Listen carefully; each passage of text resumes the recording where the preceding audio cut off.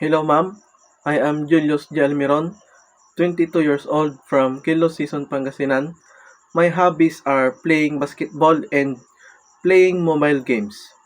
Lastly, I have two siblings and I'm the youngest among my siblings.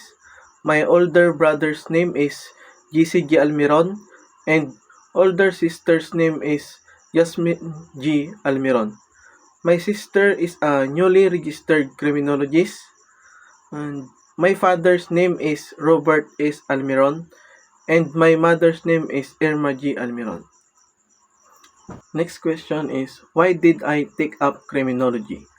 I take up criminology course because it's my dream course and also my dream job.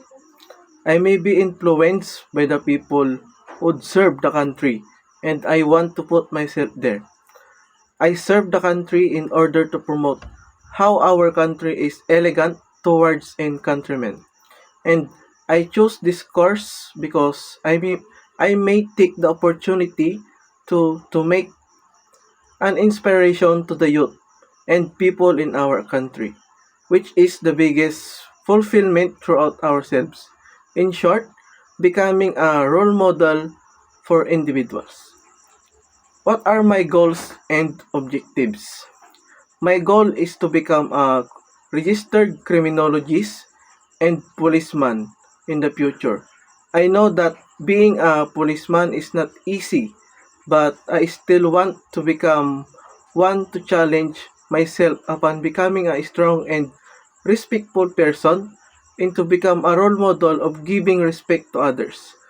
I want to serve people with respect, loyalty, and honesty to justify people's needs. The last question is, what have you learned so far and what are the key takeaways in your study of criminology for 4 years?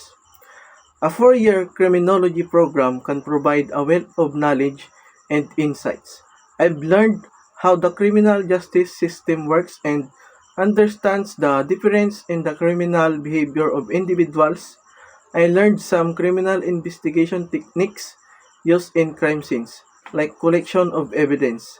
As a criminology student, I developed critical thinking and analytical skills. Thank you.